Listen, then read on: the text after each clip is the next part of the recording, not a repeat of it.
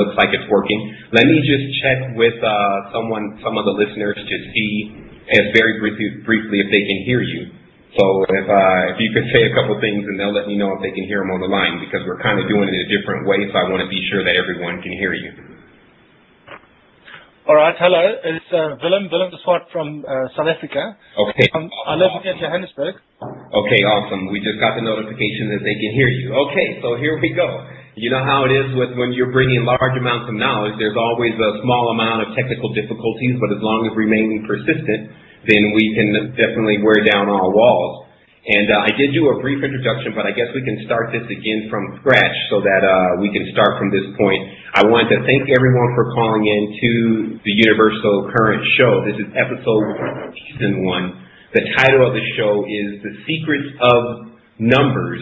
And of course we have our guest, Willem De Swart, who's in South Africa now, a brilliant man, engineer, electrical engineer, who's discovered some miraculous things about exactly how this reality is constructed and how it works. And he's going to allow you to learn some very valuable lessons today about how to preserve your energy and how to get yourself into a true high state of consciousness. And Willem, I guess you can go ahead and take it from there. If you can just introduce yourself and let us know how you came about this information and maybe a little bit about the book.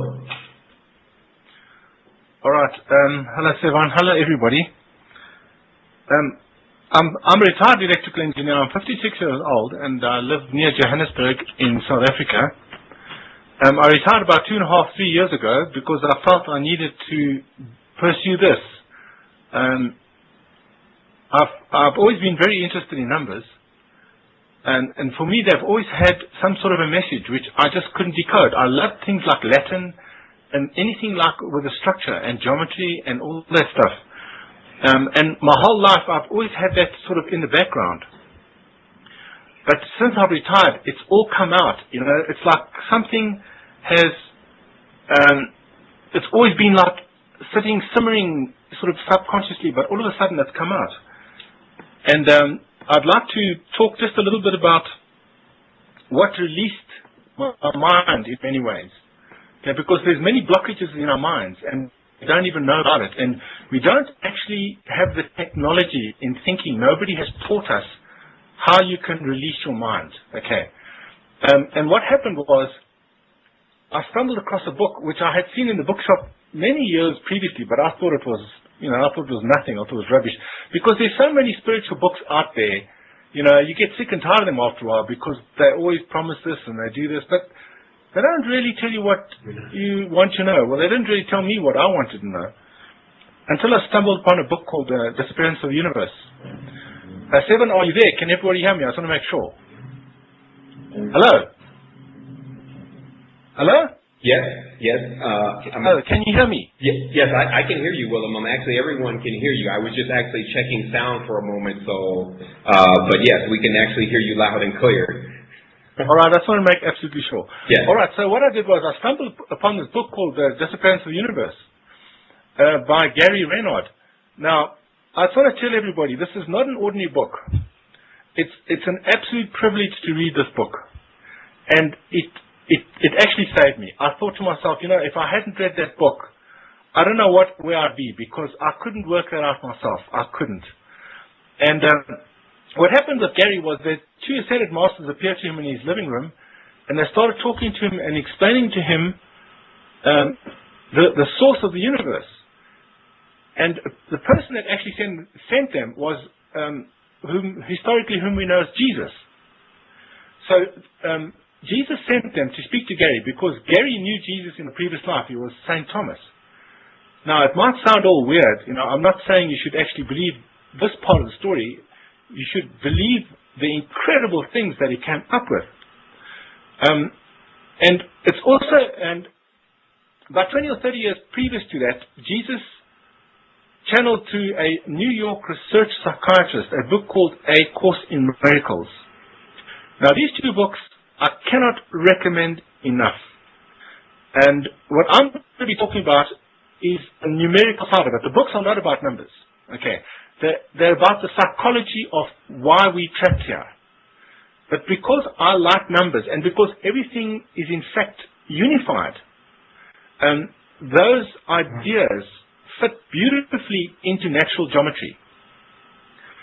And the same story, and the natural geometry creates the stories that you find in the tarot cards. All right? So what we're going to try and do is we're going to try and talk about the most basic number principles coupled with geometry, but from a psychological point of view. Because that's very, very, very important. You know, just to use numbers and throw some meanings at them is not really going to help anybody. Now, the other important feature is the following. It's pointless in talking about anything, numbers, geometry, psychology, unless you know its source from first principles. Where does the idea come from? Otherwise, it's just floating, and it's just another opinion. All right, so I think what we're going to do is we're going to have a look at the basic geometry. Okay, I do also... Psychological meaning. Awesome. I do also want to let everyone know, Willem, that they can tune into our live stream in order for them to get more of a visual of what's being explained. And I also want to let everyone know to just to hang in there on getting this knowledge, because it'll become a lot more cohesive as we continue to speak. Our live stream is www.livestream.com/innerstanding. And it's going to, I'll drop that in the chat box. It's going to be important for people who are trying to get a visual on what exactly is being discussed to tune into that, so that we can go ahead and give you a clear view of what is being explained. Me and Willem have actually had quite a few conversations, and those conversations have been very fluid about this information. And so it's helped me a lot, especially in erasing a large level of the duality. But it is something, I'm sure a lot of people on this line are more than equipped with comprehending it, but some people also have somewhat of a time visualizing, so we want to help you out with that and to get you into live stream. Spirit Matter is there, of course, and he's going to be showing some images related to the Kabbalah, related to some of the astrological orientation to this, and of course the geometry. Of course, Willem, also what I would like you to get to also is, before we just dive right into this, is explaining to people the difference between the Jesus that's being written about in the New Testament versus the archetype of the individual who has brought forth this information. All right, look, I think we all understand something, that Jesus was a very enlightened person. I think the reporting or the record that we've got of him is a little bit conflicted. But now, in the Disappearance of the Universe, they talk at length about Jesus, and what they say is that he was the person that actually managed to figure out how to get back to God. He's one of the first people that did it, and it's a very special technique that he used. And that Jesus is very different from the Jesus that they talk about in the Bible. The real Jesus was talking about love and peace and to go beyond conflict. He wasn't about conflict. He was never about conflict. But the people in those days didn't really understand what he was saying. They were in awe of him. I mean, he was so full of love. They thought, what a person, but they didn't get what he was saying. Even the apostles didn't get what he was saying. So slowly but surely, 30 or 40 years after he died, they turned what he said and created conflict. They literally turned him into a warlord. If you're supporting some fight on your side, and that's back into the conflicted mind. And he was an absolute genius in understanding what the conflicted mind was and how to get out of it. The Course in Miracles, which comes from Jesus, that he calls the conflicted mind the ego mind. All right. Now, it's actually quite strange that Jesus himself and his life, and a lot of what is written in the Bible about him, is very tied up with its numbers. In Greek, every letter has got a number, and if you look at the name Jesus Christ, it adds up to 2368. And that's actually tied up to the archetype in the tarot cards of Capricorn. So it looks like the people had a lot of knowledge about these archetypes and how they work with numbers and words and letters. And they compounded all this around the person Jesus. Some of it might have been relevant and some of it might not have been relevant. We are going to talk quite a bit about this today, because I think we need to try and shed more light on Jesus, because he was such an important person in the history of the world. And you'll see it's actually incredibly fascinating. And it ties in with this whole geometric thing. Okay, Sevan?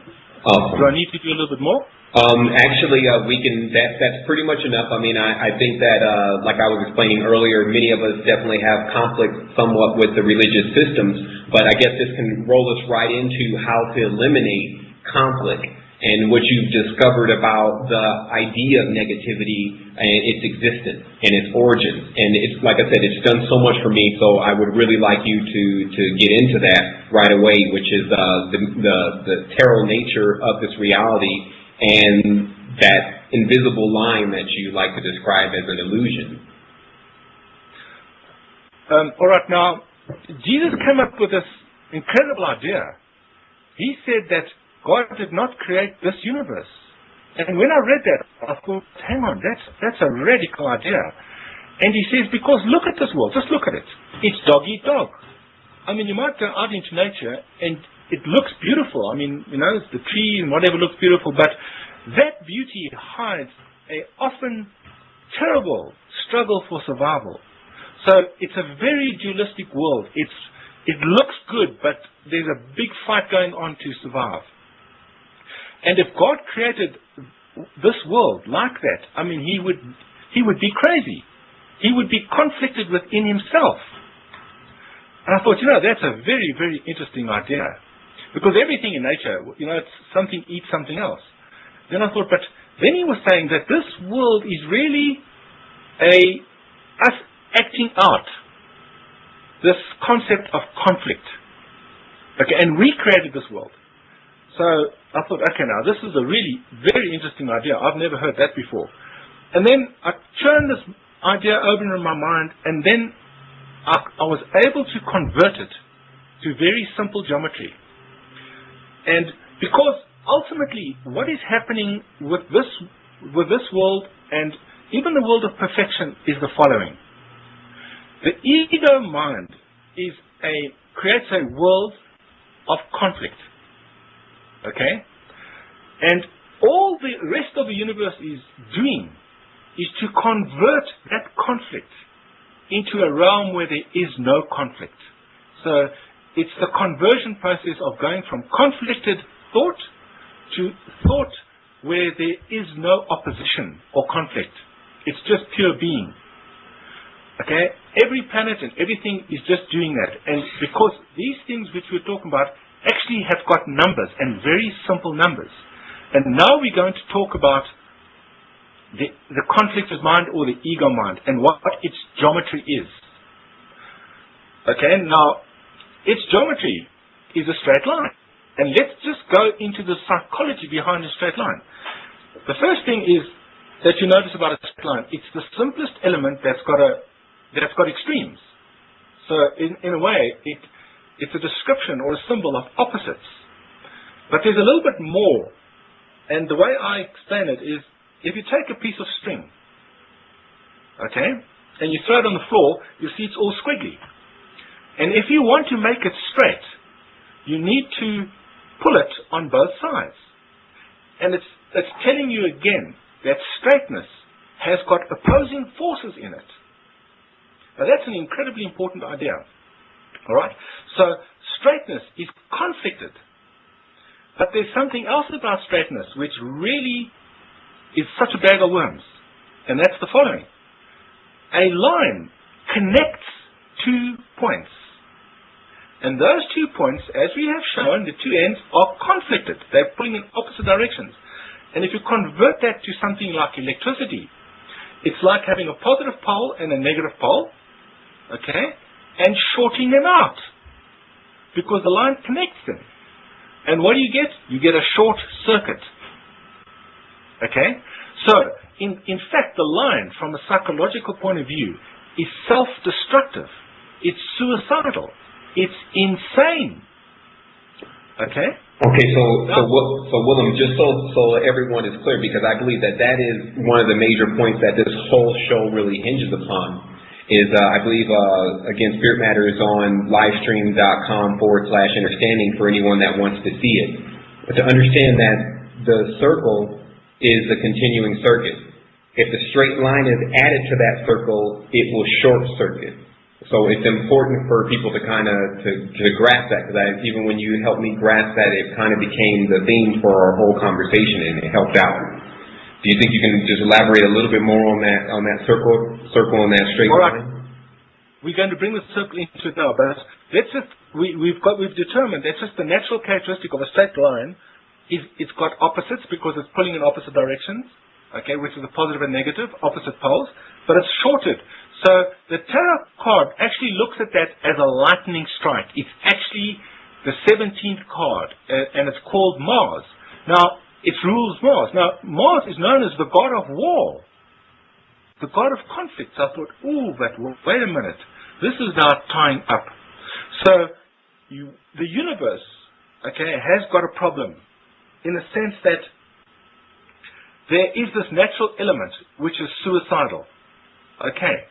What are we going to do about it? Okay. And this is the way the problem is solved.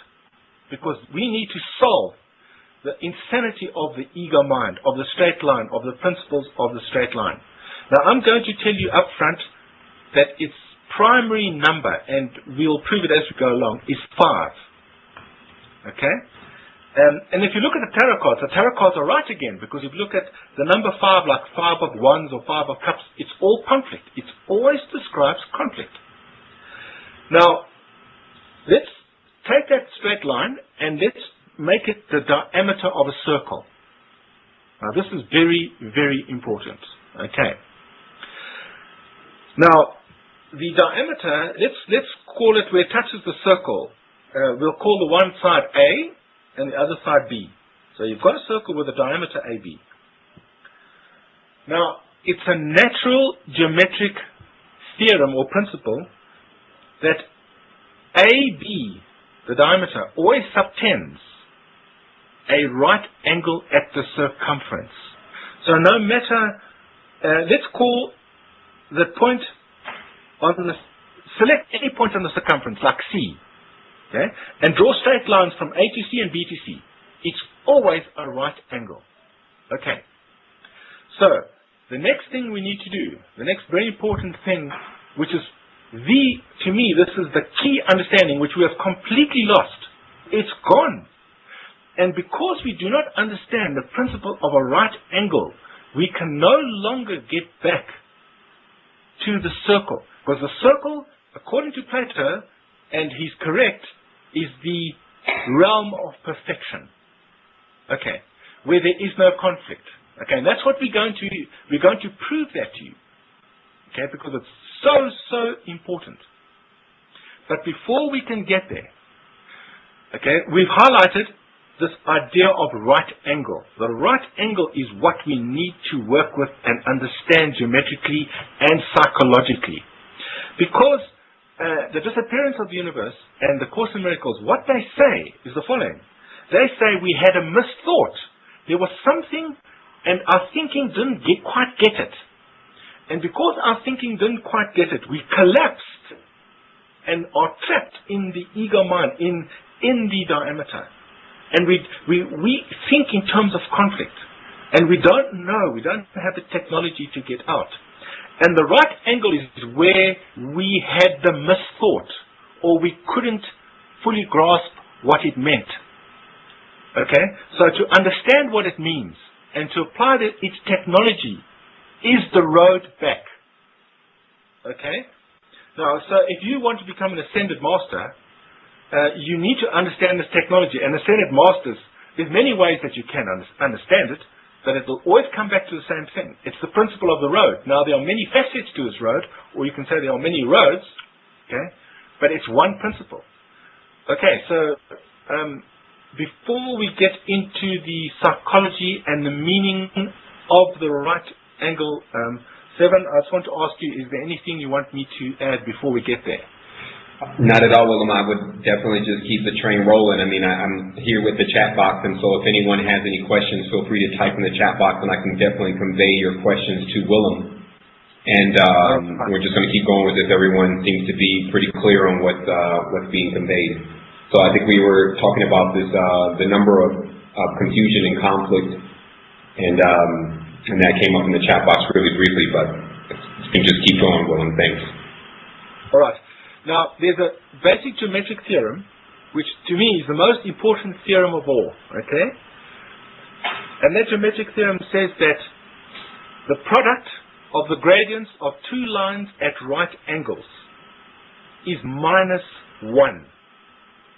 Now, the only thing that needs to concern us at this particular moment is that -1 or negative is coupled to a right angle.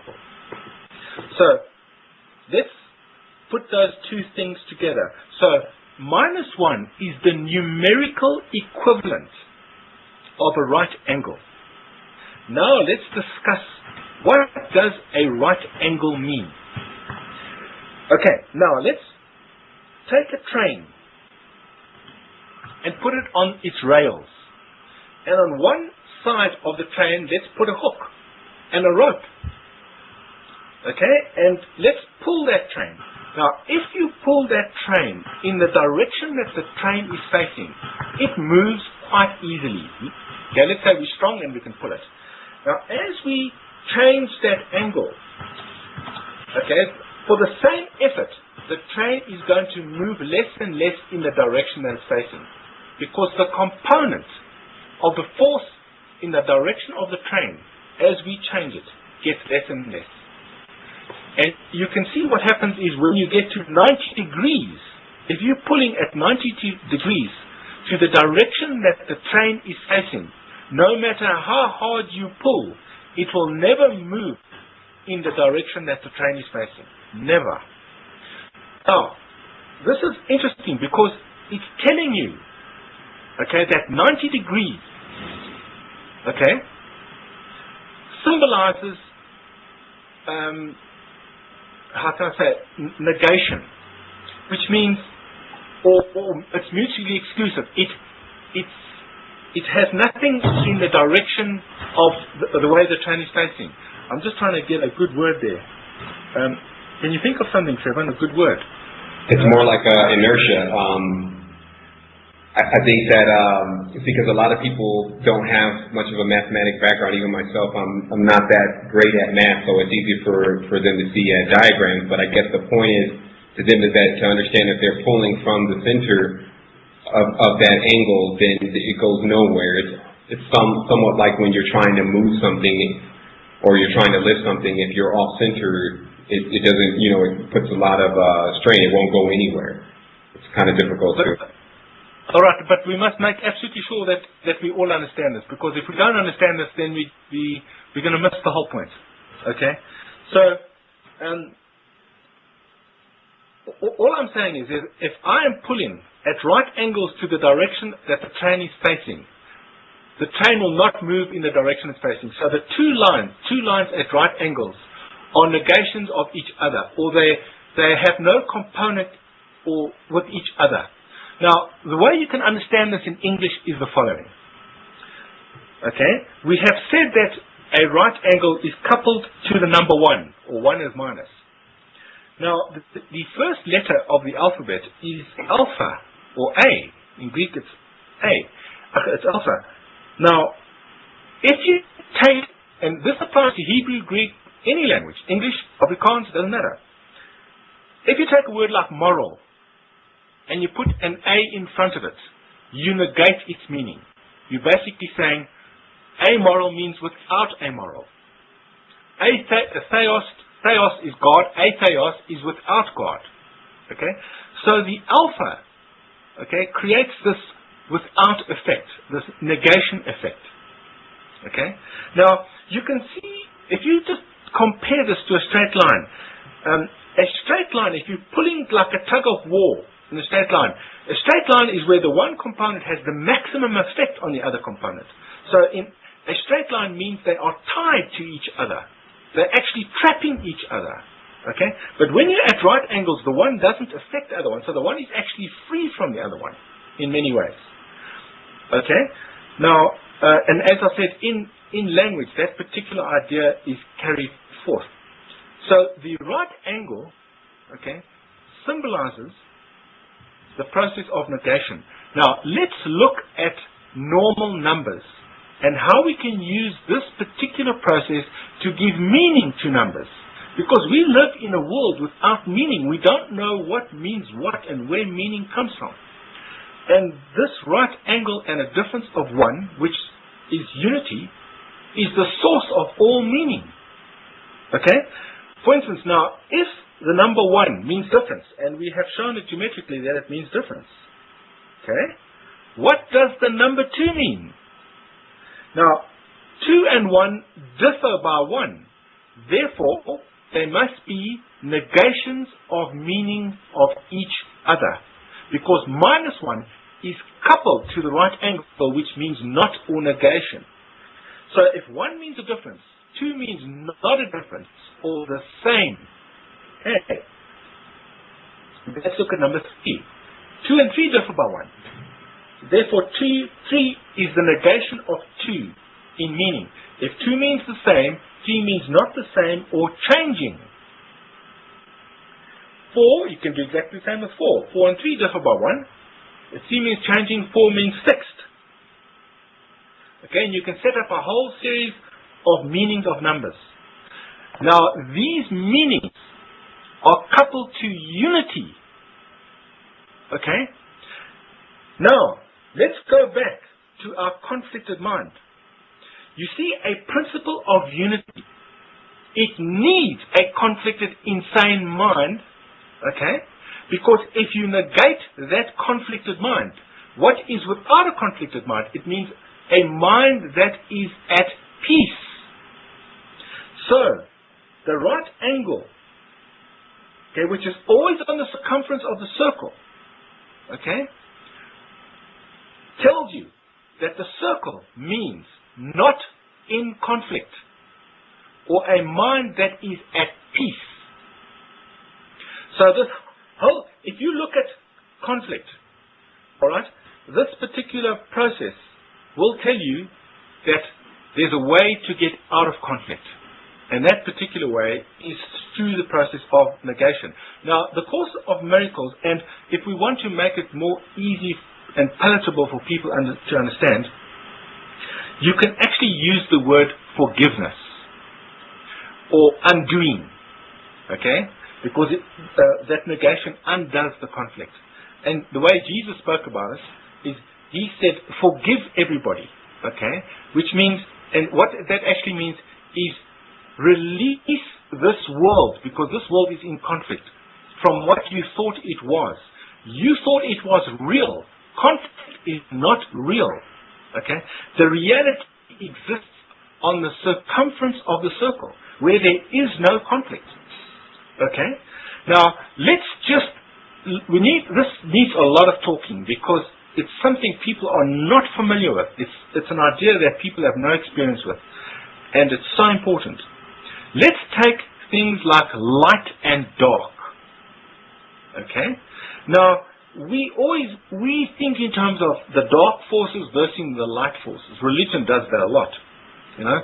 And yeah, we've got the devil, and yes, he's always trying to get you, and you've got to be very careful of this guy. Well, let's go back to our story about light and dark. Light and dark are not opposites. We think they are. We think light is fighting the dark.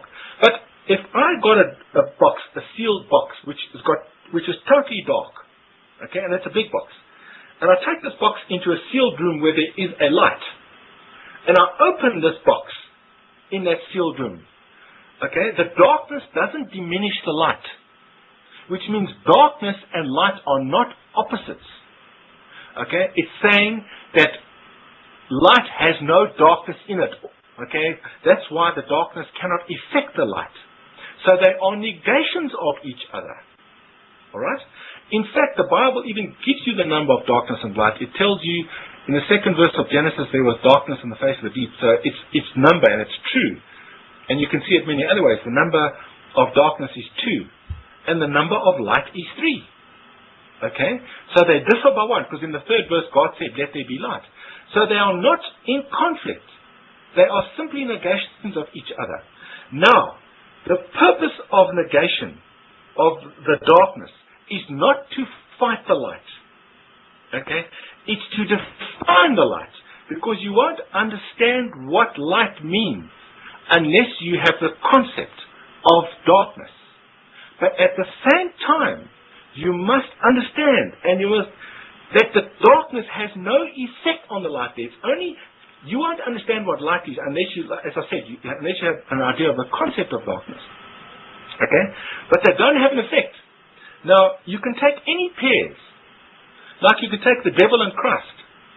Christ has no meaning without the devil. Alright? So you need the devil, or the idea of the devil in your mind that he's this bad dude, etc., etc.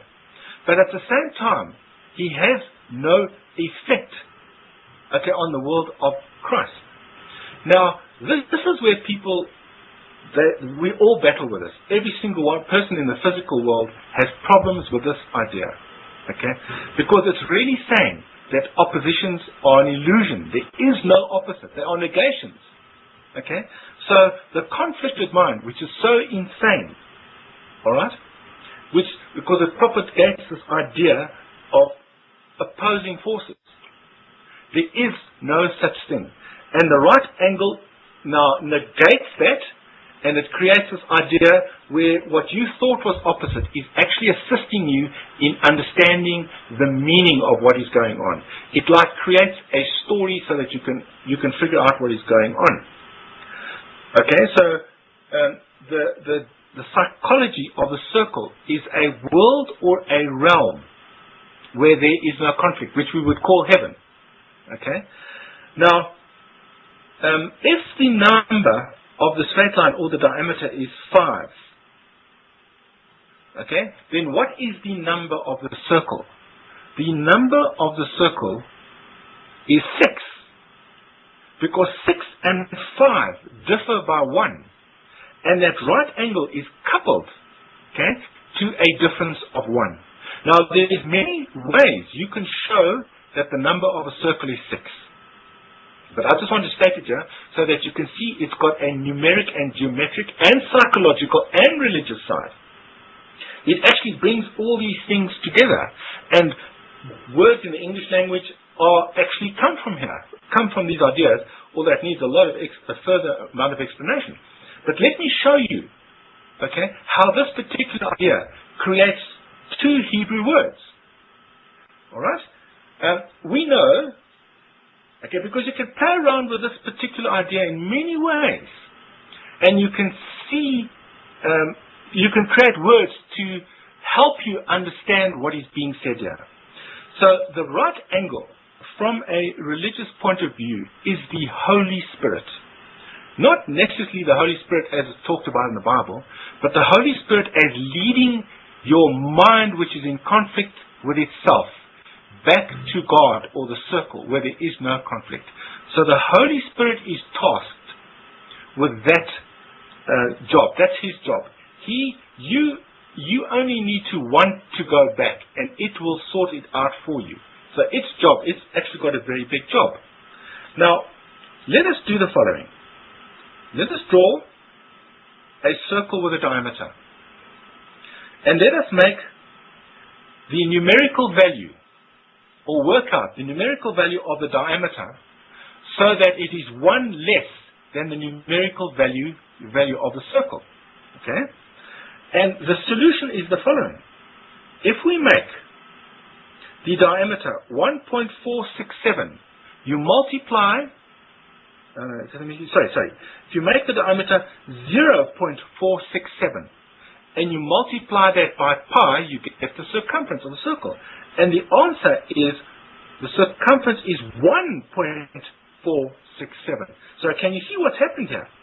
This is the analytical solution to solving the diameter and the circumference so that they are different from each other by 1. Okay? And the Hebrew words which have numerical values of 467 and 146 mean a road or a journey. All right? If you hang on a second, I'll actually go and get the exact word for you, because I do have it here.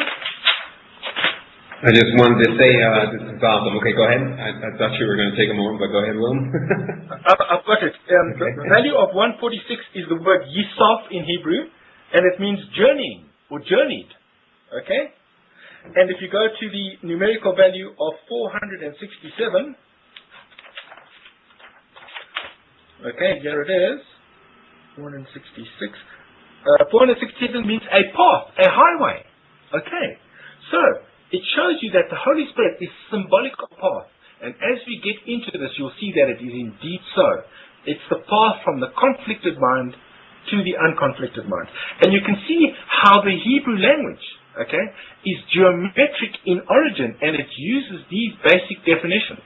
And you can expand on these ideas in the tarot, because the tarot, it repeats the same ideas from many different aspects. And you need to see it from many different aspects.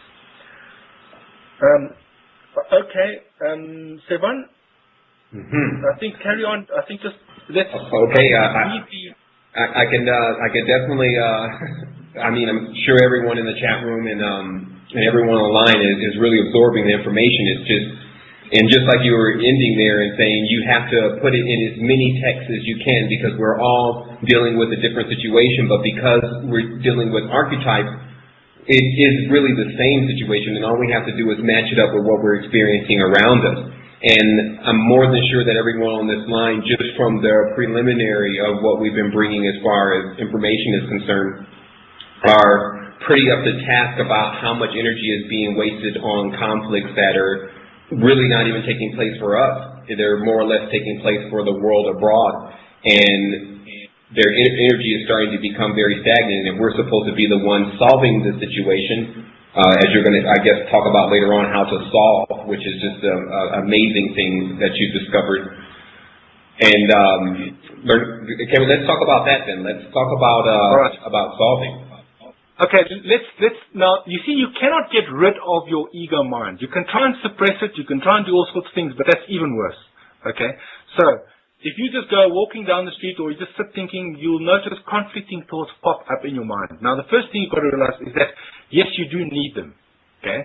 Because you cannot get to the unconflicted mind unless you have a conflicted mind, and the spirit must negate it, because that's how unity works.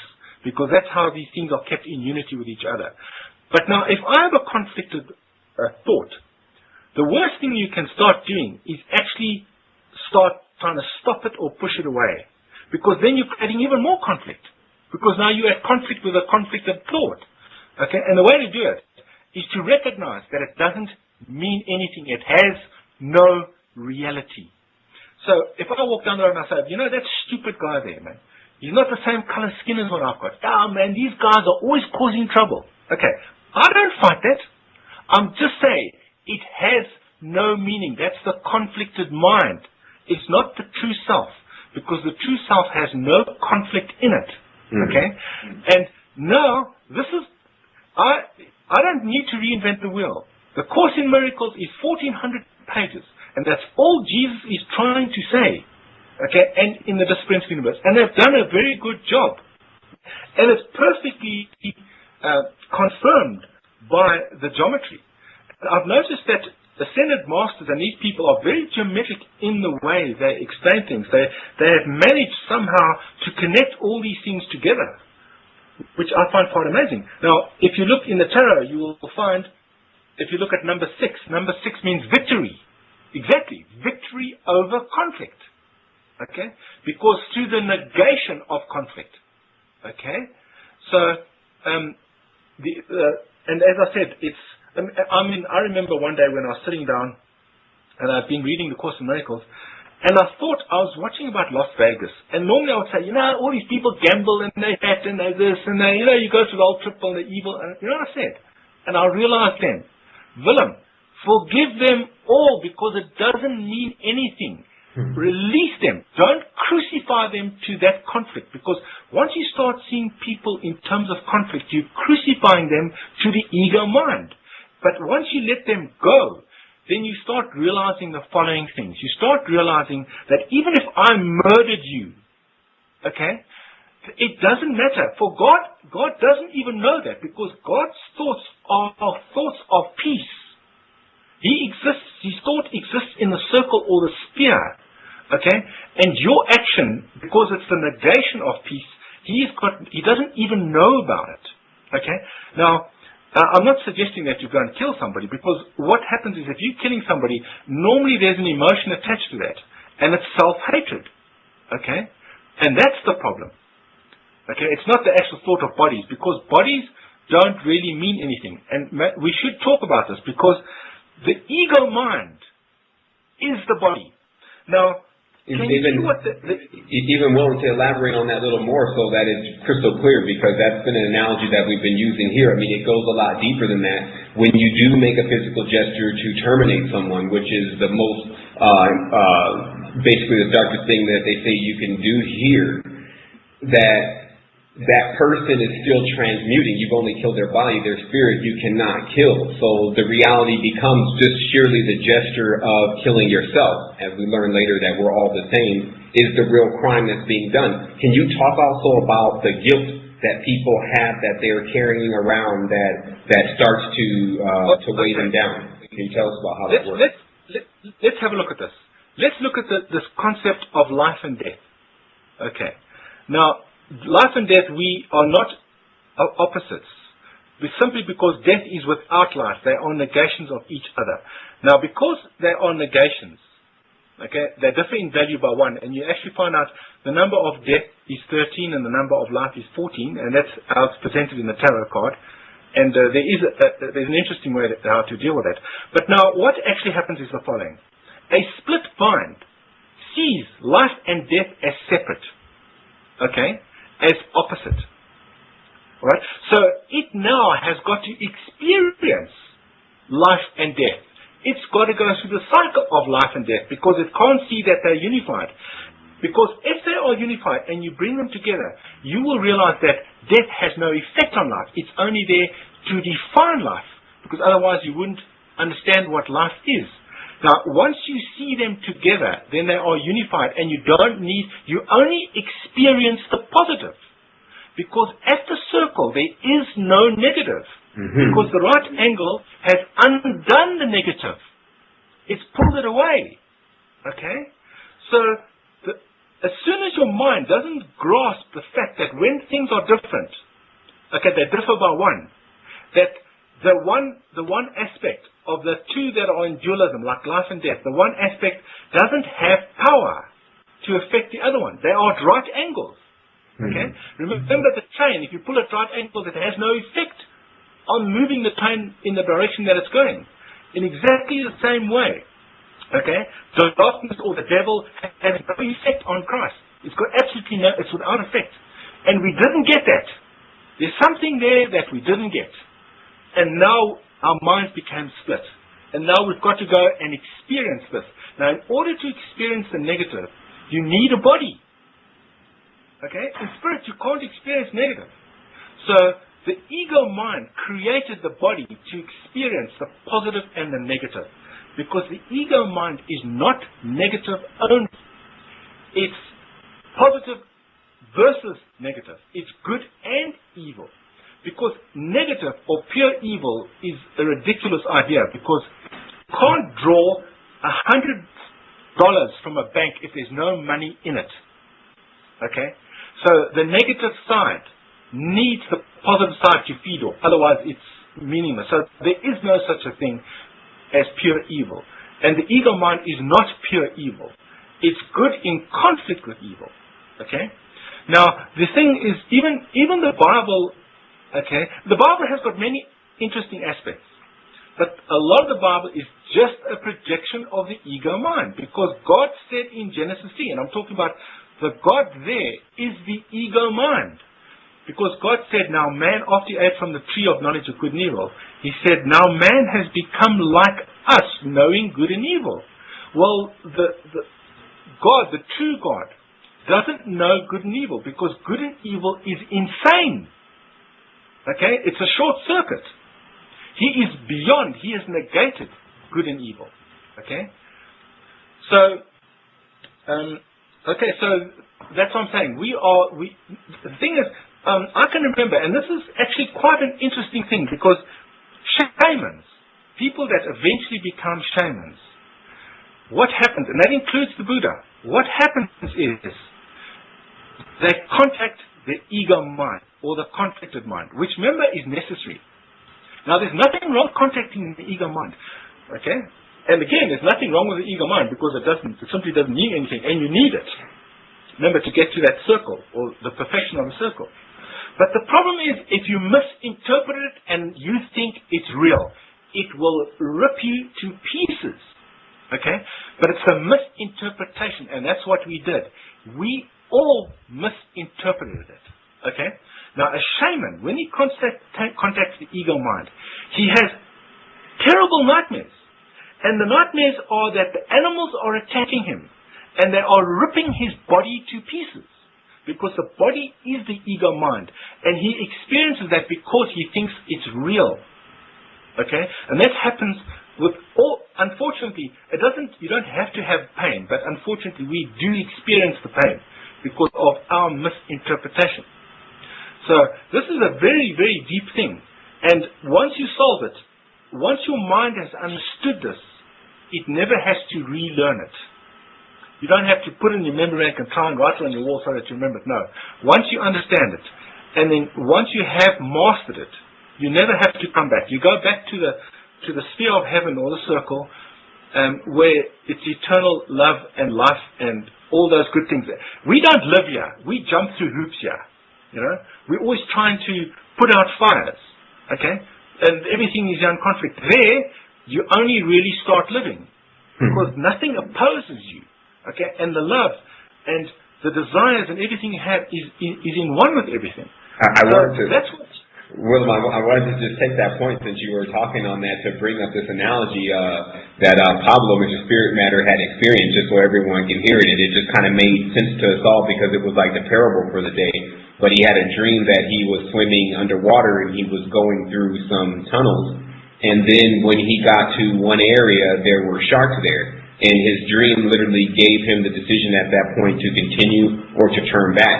And he chose at that point to turn back. But later on in analyzing it, he of course turned back because he, going through the sharks, was afraid of getting eaten by the sharks. But the reality of when you're all collected, or when you understand that you're everything, you see yourself as a shark. And you go right through the sharks, and the conflict is removed. And I think that this is what happens with our brain, even with our meditations, that we're trying to feel something, or we're trying to feel ourselves. And what happens is that you're already yourself, so there's nothing to feel. In order to get into a higher state of consciousness and tapping into everything, you would have to have no self-identification of who I am and what do I do and what I've done and what my name is. Anything that was loaded, you could not have, because you're that. And so to move into the sphere of everything, you are everything. And I was talking about an excellent way of looking at it by sometimes when looking at a conflict saying, I am that, so that it cancels itself out, because the reality becomes, when you can see the real nature of this reality and how to remove yourself from it, then you have an opportunity to really do something about what you're looking at, rather than judging it or talking negatively about it. So we're all like learning a big lesson here. Yes, obviously at the circle then everything is one, and then you are everything, which is simply saying there is no conflict there. There is no us and them. Although we are, remember, unity has an initial difference. Okay? So you need that initial difference. There needs to be me and you, etc., etc. But the second stage of unity is that difference is negated. Okay? And the third stage is the stage which combines one is minus and one is negation. And basically it says no negative. That's the third stage. Okay. Now that's very, very, very, very important. Okay. That the three stages of unity cancel out the negative. And that's found in the circumference of the circle. Now let's go I think what we need to do now, because I'm sure people are going to be thinking about this idea for quite a while, because it does take a while to master it. And again, I suggest you read those books, because they will change everything for you. If you can grasp what they mean, you're out of here. You're not going to be up for very long. Maybe one more life, whatever, but it's incredible stuff. Now, the thing that I want to talk about is the following. Let's look at the tarot cards. Okay? The major arcana. Now, even if you don't know the tarot cards, it doesn't really matter, because we just need to try and understand the principles of what is going on. And this particular principle that I'm going to talk to you about now is the principle that they use to make movies, good movies. Okay? And the movies are extremely spiritual in nature, even though they depict normal things, like the movie Knowing. You know, it's the world blowing up and blah, blah. What's that got to do with spirituality? Well, that movie is incredible. It's got such a message. But you need to look beyond the destruction that it's showing you. Okay? And that's what we're going to discuss now. All right, let's go to the last. Of the major arcana, there are 22 cards. Okay, the last card is called the cosmos, or the whole. And often that card is shown with the geometric symbol of an ellipse or an egg. Now, let me say something to you. These cards are not random. This knowledge comes to us from masters who are perfect, and whose knowledge, whose vision is very, very great. Okay, we are very lucky to have them. Okay? Okay, so it's not just random things that they put together and you can make 1,000 stories. You know, we need to talk a little bit about that. So let's go to the last card. Okay, now the last card, which is an egg, is ruled by the planet Saturn. Okay. Now, its number is 21. Okay? But it's the 22nd card, because the first card, its number is 0. Now, can you see what's happened? A single card has got 2 numbers, and it must have 2 numbers, because 1 means difference, or a difference of 1. Okay? Very important. So, the last tarot card has 2 numbers, 21 and 22.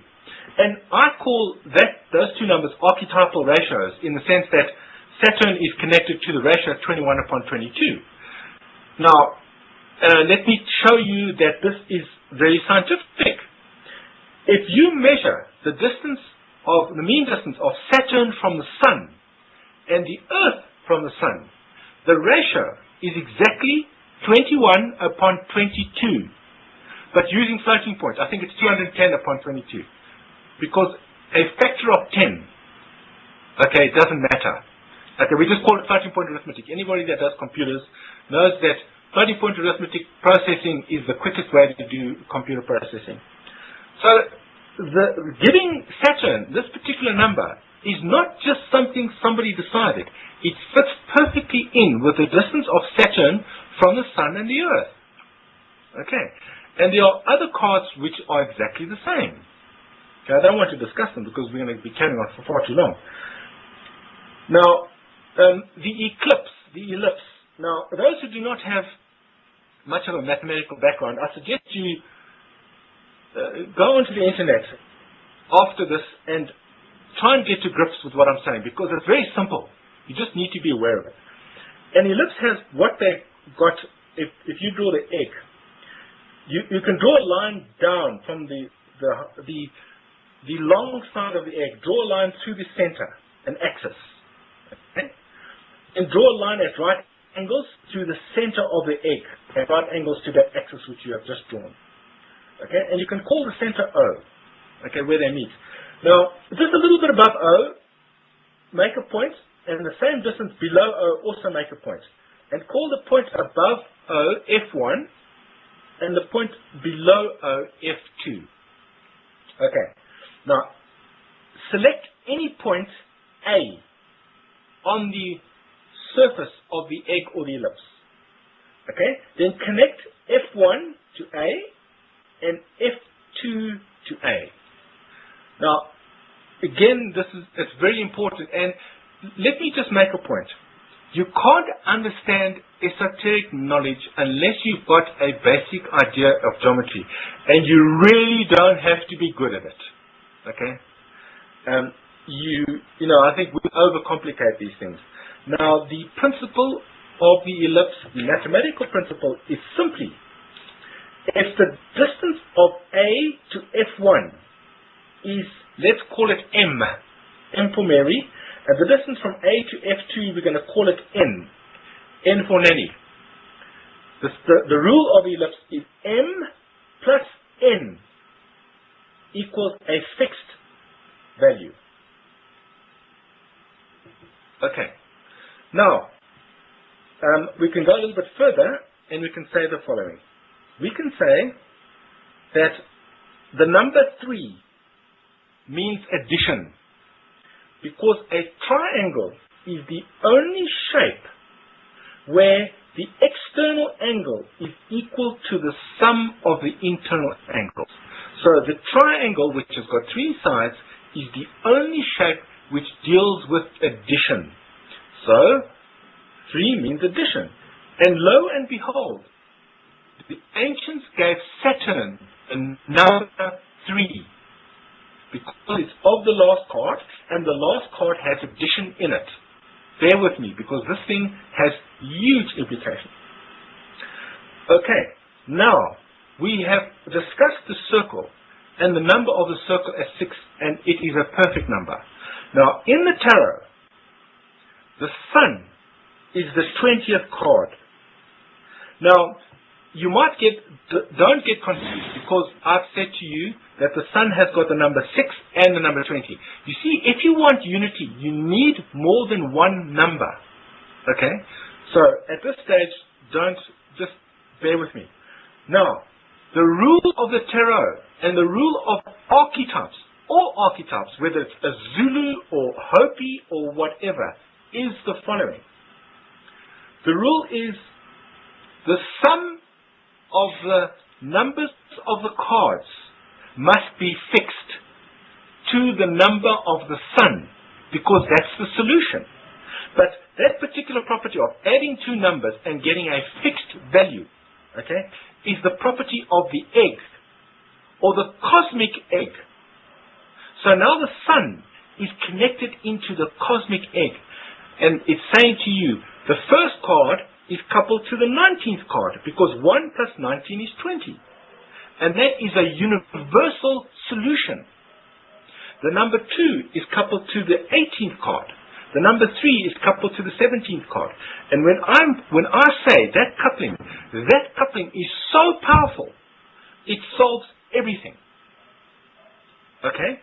So I think it's right there, Willem. It's important for them to understand just that point, really. I mean, the solution and the etymology behind the word soul, which is, of course, the soul inside of us. Also, it is the root of the word solution, and that solving requires a person to understand the number in which the state that whatever they're trying to solve is in. And making that number add to 20 shows an actual solution. Basically showing to everyone that this reality has still been working on rigorous guidelines and more like a clock. Not so much as for a person to delve into it, because I know that some people mentioned this in the chat box in regards to being pinned down to systems that they have to understand things. But I was just looking at a movie, and I guess the terminology was a death or die. And we understand that die just means to be divided again. So it really requires us to look over some of this stuff, make this more or less something that we really want to understand, because all the information is available on Google, and then really start approaching this from a level of utilizing it to ascend spiritually. Like, I think people hear that there may be a lot of analytics to this, or analytical gestures, but it's actually not. It's basic things to understand how to rewire yourself from the logical mind, which everyone has to use every day. Someone was just bringing that up, that if you have a job, then you use more of the logical side of your mind than anything else. And so to understand how to get yourself out of that is the key. I want you to do something, Willem, and I want you to talk about Phi. and explain your major revelation in discovering that, because I understand that because it's related to the number 5, that it has a lot to do with another level of how one could morph themselves to break through the sphere of conflict, or the straight line of conflict in this case. Look, I think, everybody must decide for himself, but this particular system what I'm talking about is a system of unity. And you need to discipline your thinking in a specific way, okay, if you wish to understand unity. Okay? Otherwise, if you want to use another system, it's going to be dualistic, because it doesn't use the number 1 as its drive to develop meaning. Okay? So what I'm saying, this thing is very specific. Well, it's not ties you down type of specific. No, it opens your eyes type of specific. And it has such depth, and it is so profound. Okay? So you need to understand that particular idea. This is not something that I've got to, if it's another system, I wouldn't waste my time. What would I want to develop another system for? And man, oh man, look, I have no interest in that. I'm interested in oneness, unity, because God is one, and I want to get that there. And I've noticed that this thing creates language. For instance, as Sevan was saying, the Latin word for sun is sol. Okay? And that's how the English gets the word solution. Okay? And the English is full of this stuff. Absolutely full of this stuff. But now let's talk a little bit about the ratio phi. The phi ratio comes from a regular pentagon, or a pentagon which has got 5 sides and all the sides are equal. If you make all the sides equal to 1, it actually has a diagonal which is equal to 1.618, which is the golden ratio, which people love to call the divine ratio. And I'm saying, no. This is the ratio of conflict. And I said earlier that the body is the ego mind, or the mind, it's symbolic of the mind in conflict, because the mind needs the body to experience conflict. But why do you think that the structure of your body is in the ratio phi? All your bones are 5 proportions of each other. And all the great artists like Leonardo da Vinci and Albert Dürer, they all showed that. They showed that the body is structured according to phi. But that's the ego mind, and that's what's got to be overcome. Okay? We need it, as I said, we need it, but it's not the divine number. If you say that it's the divine number, then you are saying the ego is God, and that's what the ego is trying to do. Okay, the conflicted mind. It's trying to act like God. Now, I will tell you something quite briefly. This particular thing that I explained to you earlier about the 2 things being linked and adding up to 20. 17 plus 3 is 20. The number 3 symbolizes the tarot card called High Priestess, which is the card for the earth. Okay? Number 17 is the card for Mars. So what is that telling you? It's telling you that the earth means nothing. Okay? Until you look beyond it to Mars. Because Mars and Earth work together. The one is the revelation of the other one. Okay? Now, Mars also is the diameter. Remember we said conflicted mind, because, by the way, the ancients gave Mars the number 5. Okay? That's why Mars is the god of war. It symbolizes the diameter. Now, look at the diameter of the Earth, which is the polar axis. Okay? It's the axis around which the Earth rotates, and it's the diameter. And it must be associated with Mars, because all diameters are associated with Mars, but especially the Earth, because on the polar diameter, okay, on the circumference of the Earth, that polar diameter is tilted at 23.44 degrees.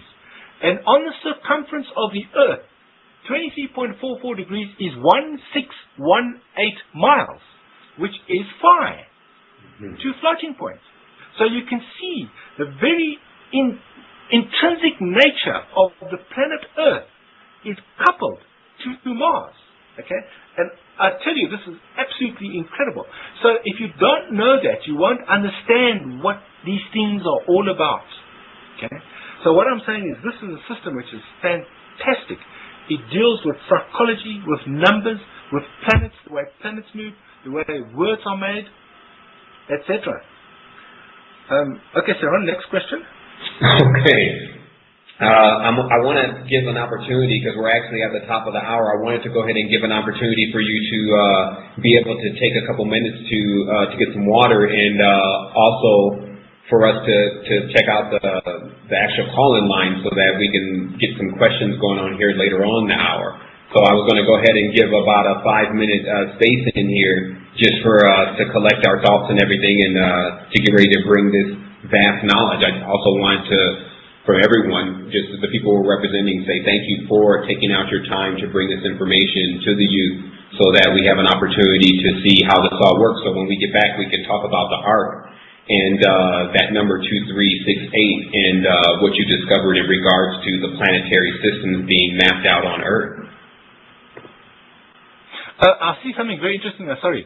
That somebody said that I'm not finding the root of the solution is soul. Okay. English is made up of what is called ciphers. So often when it uses letters like S-O-L in it, in the word, it refers to the principle behind soul. But what you said here is very interesting. You said it's from the Latin solvo, which means to loosen or untie. But that's exactly what we are saying.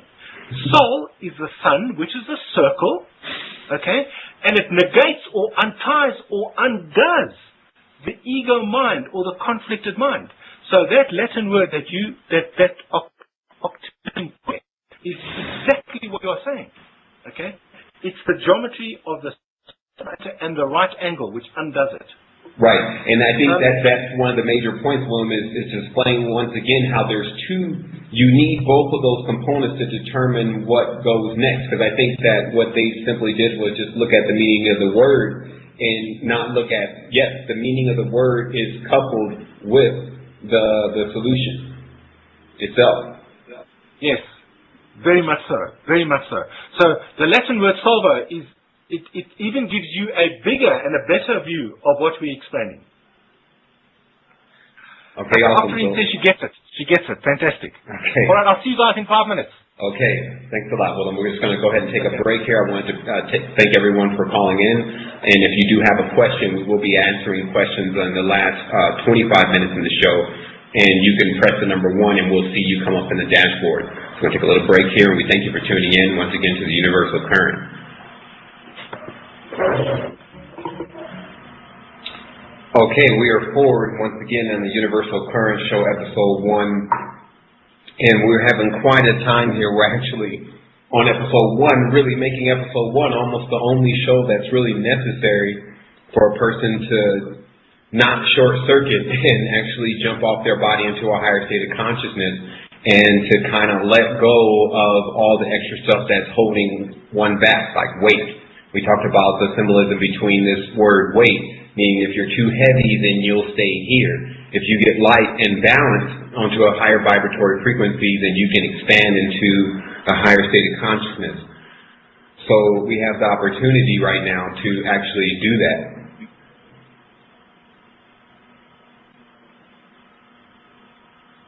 Okay, yeah, I don't think they can hear. I just wanted to clarify once again so that everyone can type in the chat box.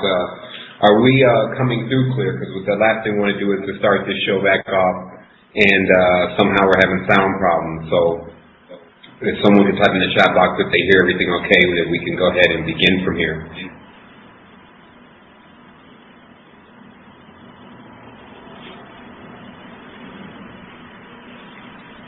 Also, Willem, did you make it back to the line also? Okay, I did, Willem did probably take that 5 minutes, and so we're just going to go over a couple things here, and I encourage people to, if you do have questions, we will be taking we'll be answering questions the last part of the show. I also wanted to talk about very briefly, we will be having another, we will be having another page opening up on the Resistance site that'll be having all of the content of the audio conversations that have gone on since the work has begun, and this is stuff that's never been released before. So we definitely look forward to that. It's probably at least 600 to 700 different audio clippings. So that'll be something for one to be able to see the actual process of us discovering what we've discovered. So I think that is Willem that is returned to the line. I kind of hear something going on back there. Willem, are you with us? I'm back. Okay. I'm back. Awesome. So I was just letting everyone know that they do, well, I just want to let everyone know you do have the opportunity to look over the show again after it's done. It will actually archive itself, so you can go back and you can listen to some of the stuff. You can pause it, you can look through it, you can take notes, and so that helps a lot in actually being able to comprehend this. But I have this good feeling that we've done a really good job at this point in getting it really clear, and there's just so many platforms to put this on. I wanted you to also talk about, very briefly, Willem, how you could really take this apart in movies, and I really want this to be a part of something that we work on in the future, because everyone knows that we do a lot of synchronistic videos, but I'm sure they would love to see the ones that you could really get together in regards to how in Hollywood there's obviously some individuals that are telling some stories through another way, and they're waiting for somebody to figure out exactly what they're saying.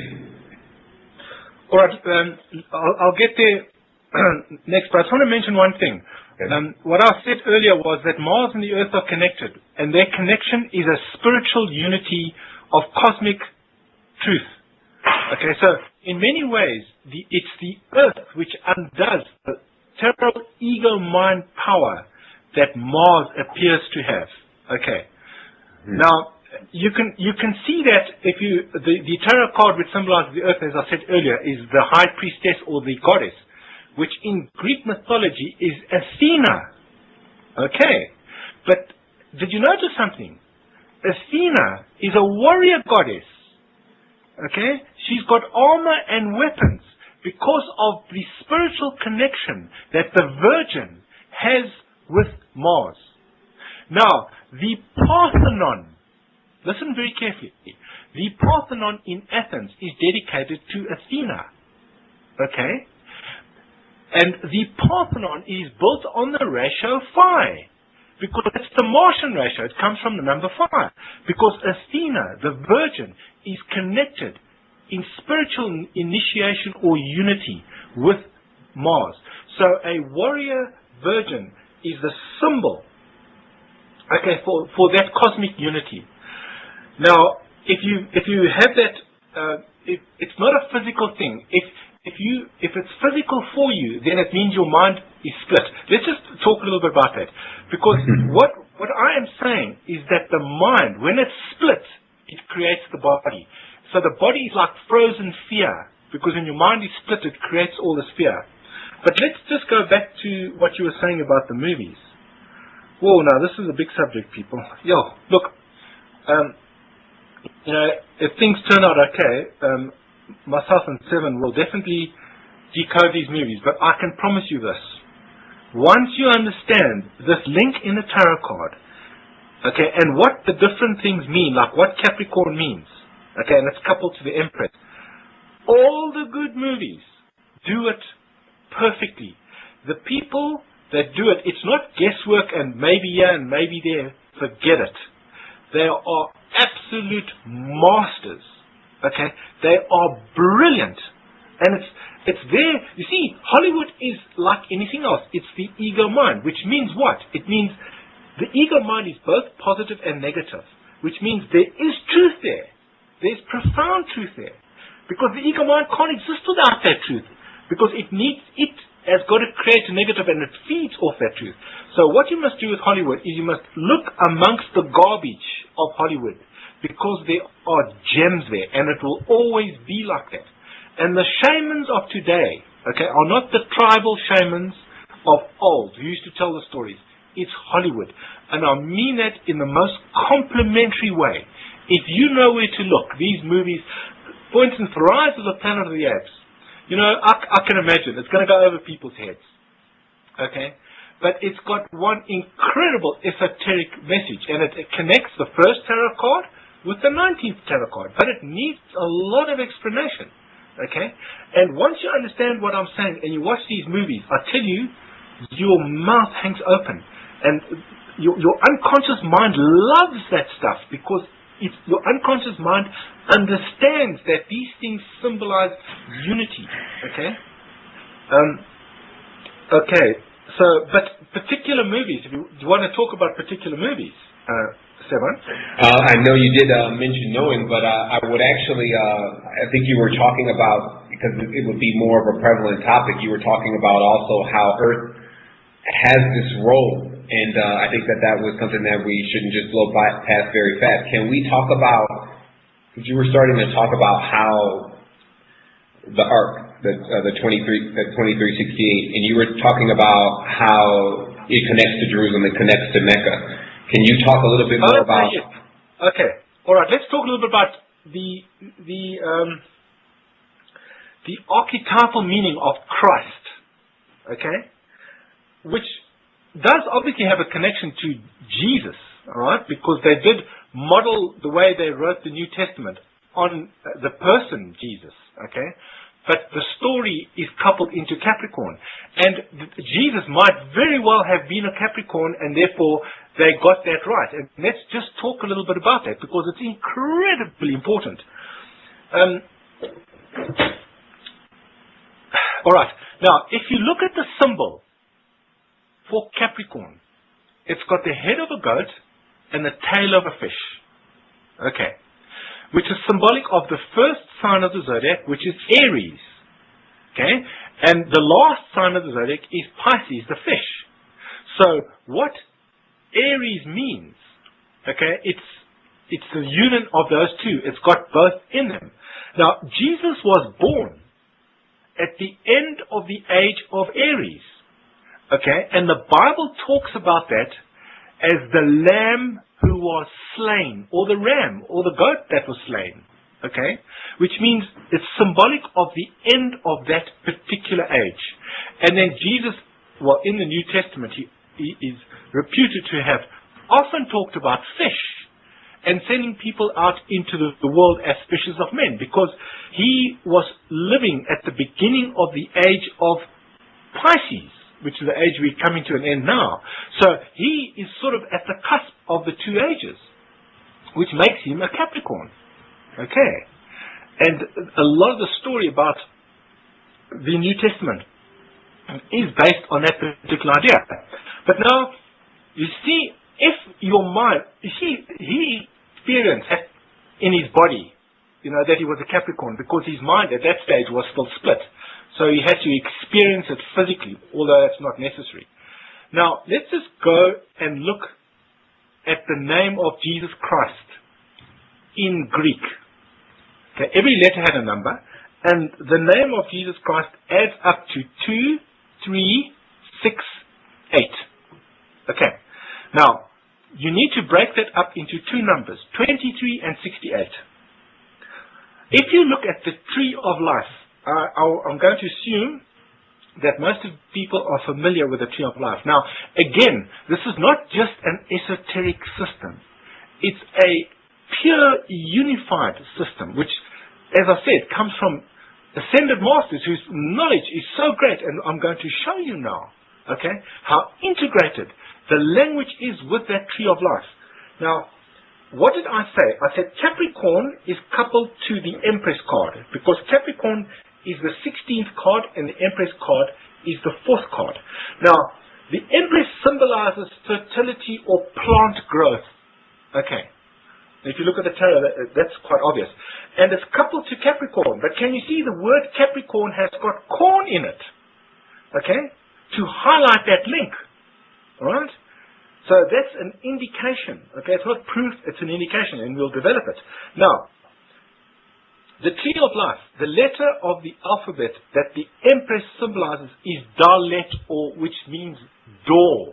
Okay? And that letter of the alphabet is between the numbers 2 and 3. Okay. Hence 23 in the name of Jesus. Okay, who was a Capricorn. Now, 6 and 8, okay, is joined by the letter Ayin, which means I. And Ayin is the letter which joins the numbers 6 and 8. So 2, 3, 6, and 8 is the connection between the Empress card, okay, and the Capricorn card. Okay? And the Capricorn card, remember, it can't mean one thing. Okay? Because the number 1 means a difference. And the Capricorn card, which is called the devil, is in effect devil Christ. where the devil defines the Christ, but it has no negative power to harm the Christ. Okay? And that's where we all make our mistake. We think the devil has got some sort of a power. Okay, now he doesn't. Now, if you look at Moscow's number is Saturn. If you investigate Moscow, you will soon see it's connected to Saturn. Okay? Now, whose number is 3, which means cosmos. Now, what you need to do is measure distances from Moscow. Moscow to Babylon is 1636 miles, which is exactly 23.68 degrees of arc. Okay. Babylon is Capricorn. Okay, listen very carefully.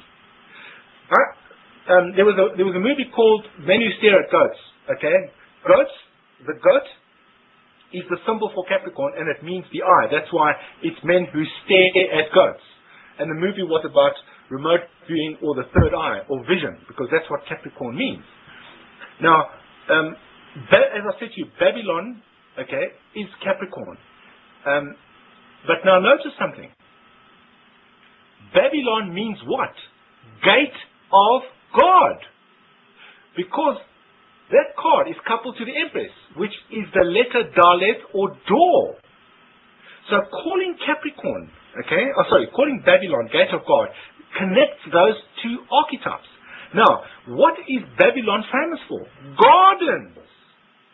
Okay? The Sumerians loved to make gardens because of the connection of Capricorn, or the Sumeria, with the Empress, okay, which is the fields, okay. Now, you can see this connection all over the place, right? Now, because Capricorn means the eye, okay, it means sign or symbol, because what do you see with your eye? You see symbol, okay. Now, where do we find symbols in the modern world? Crop circles. With me. Crop circles. Crop circles are Empress-based. But because of that spiritual connection between the two, okay, you will find that connection all over the place. Now, as we have said, the distance from from Moscow to Babylon is 23.68 degrees of arc. And Capricorn is a religious archetype because it's devil Satan. All right, and that's how we come to develop religions. Now, if you measure from Moscow to Mecca, okay, the Muslim center, all right, it's 2368 miles. Okay, so now you can start to see, but hang on a minute, okay? These things have a definite pattern. They're not random at all. Okay? Now, we can talk a little bit more about this. There's something very interesting. Okay, now if we want to talk, let's see if we can discuss this idea. Because it's a very important idea, and if you can grasp it, then you would have understood a lot about what I've been trying to say. So, try your best. Visualize a cube. Okay? Now, Plato said the following. Plato said that the cube symbolizes the earth. Okay? It's an earth symbol. Alright. Now, in your mind, it's got 8 corners. You can actually twist the cube so that 2 corners coincide in the center of the cube. Okay? So if you can imagine doing that, you make 2 corners coincide. Now, when 2 corners coincide in the particular way I'm describing, okay, it forms a perfect hexagon. So the hexagon is now spiritual perfection. That's the one thing. Now it's connected to the sun. But notice something. The 2 points, the front point, which is the 7th point, obscures the 8th point. Okay? Now remember, when you want to define anything, you must define it and its negation. Because definition or meaning comes through negation. So in actual fact, when you've arranged the cube like that, okay, it means sight, because it's seeing and not seeing. And the Hebrew word for the eye, symbol of Capricorn, is ayin. Its numerical value is 780. A combination of 7 and 8. Okay? And now the fact that it's the symbol of the earth which does that for you, you will know in astrology that the cube that Capricorn is an earth sign. Okay? Now you will find M. Night Shyamalan in his movies loves Capricorn, earth signs, this archetype. Many of his movies are made on this archetype. Not the least is the movie Signs. Okay, now if you don't understand the connection that he's trying to do there, you might think it's a good movie, but there's a lot of things going there. For instance, he says the devils, that the aliens that have come, they're symbolic of the devil part of that archetype. Okay? He says to Mel Gibson, M. Night Shyamalan, because he actually appears in the movie, he's the guy that wrote all the stuff. He says to Mel Gibson, I'm going to water because these people don't like the water. Exactly, because Capricorn is an earth sign. Okay, and we can carry on. But as I said to you, these people understand the formula, and it's for our benefit. Okay. Next question. Wow. Okay, the next question is coming in. Let me just check really quick to see.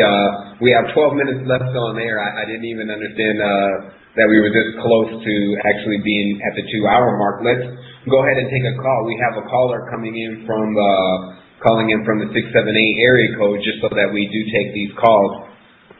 Caller, you're on the line with the universal current. Do you have any questions for our guests? Hello? Yes. This is Tanisha calling from Atlanta. I was going to ask about numerology. Is that actually accurate? I mean, I can definitely, say a little bit about that, but of course, since we have the guest, I would definitely look at it from this point, just from what Willem's saying, is that the biggest difference is one, a person not considering both numbers, and the second thing is the difference of one, and which is causing the biggest confusion. What would you say about that, Willem? Is that a good way to answer that?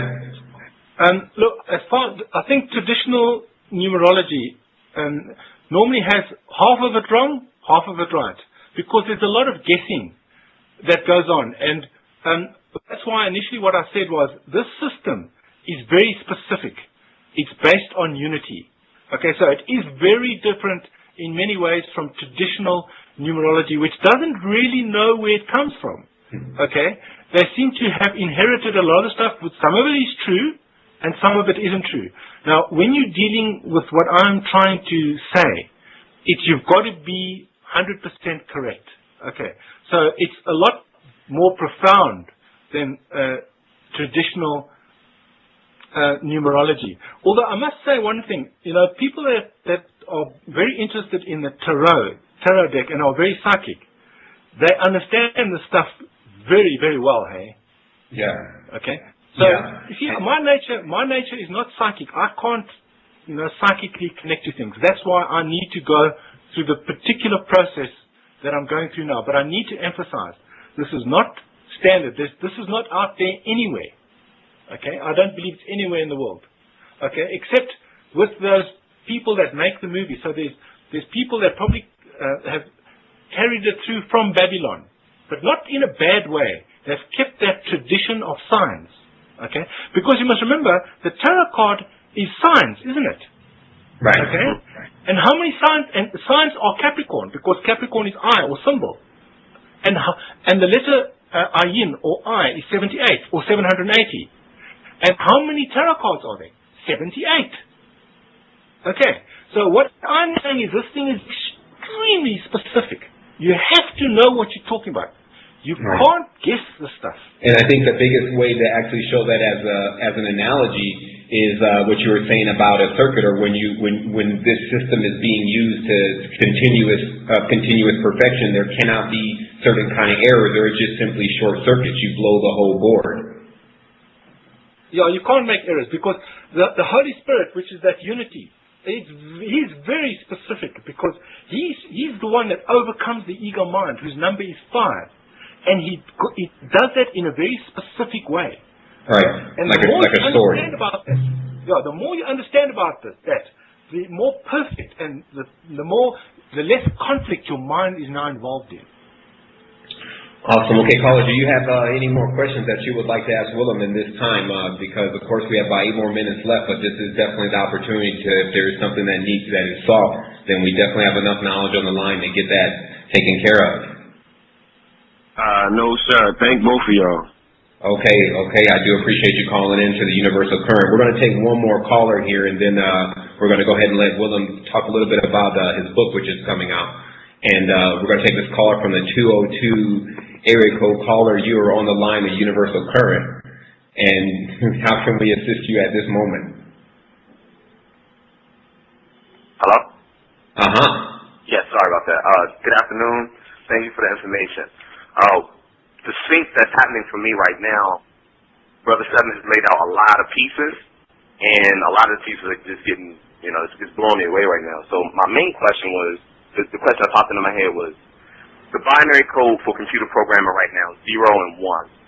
And I remember hearing Sevan say something about, on an unrelated subject, like don't jump because there are numbers between 1 and 2, 2 and 3. Are there programming languages that utilize the interest, like the depth of numbers, and what does that mean? If that's a proper question, does that make any sense?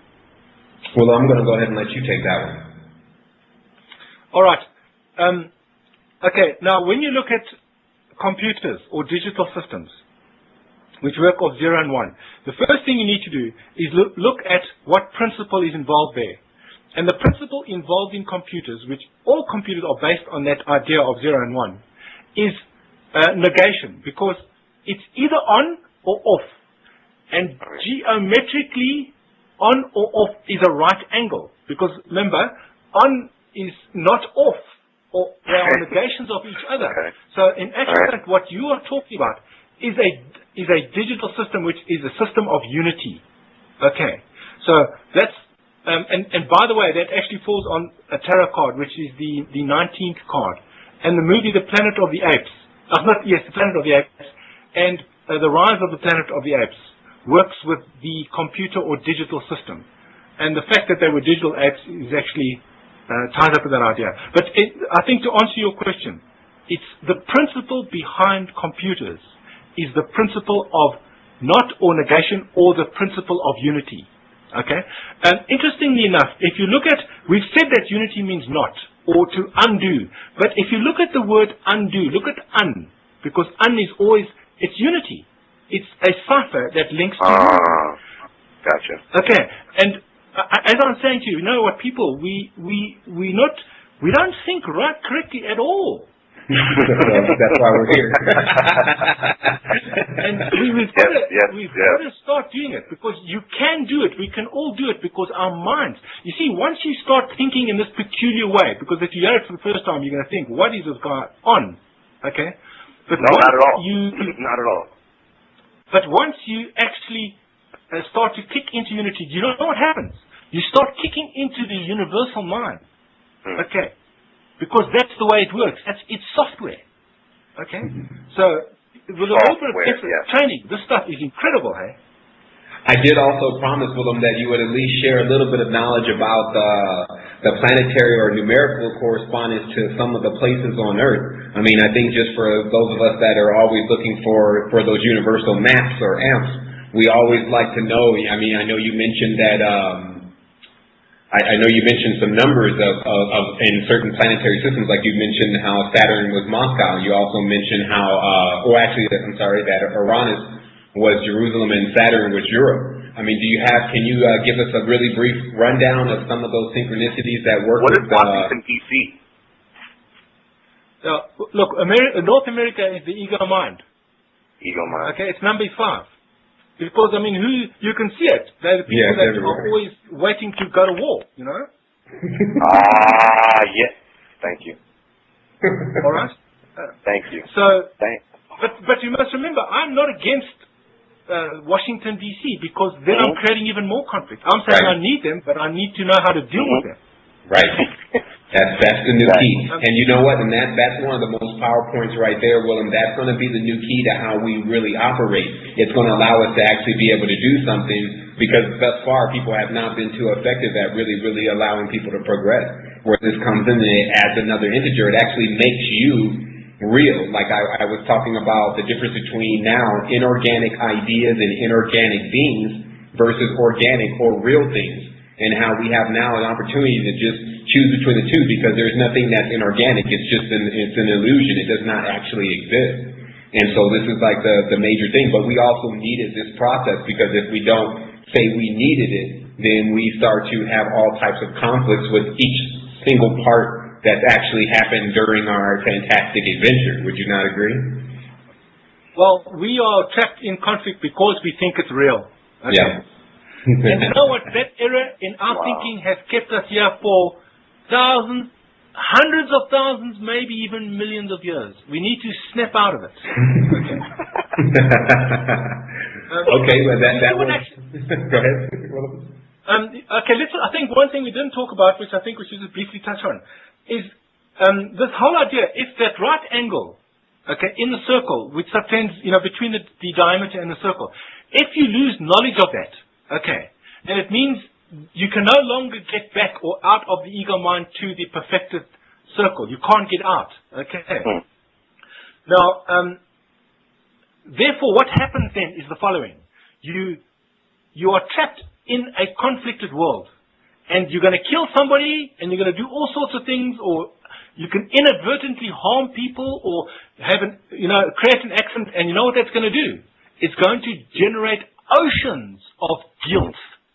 Because you think now you've done all these things wrong. Because you're a being of love, okay, that's your real nature, and you're trapped in this conflicted world. Boy, oh boy, how long do you think it's going to be before you start building up, okay, these warehouses full of guilt? Alright? But none of it is real. God is not interested in that stuff. It's not real. You don't have to be afraid of anything. God is not going to come down and zap you. Okay.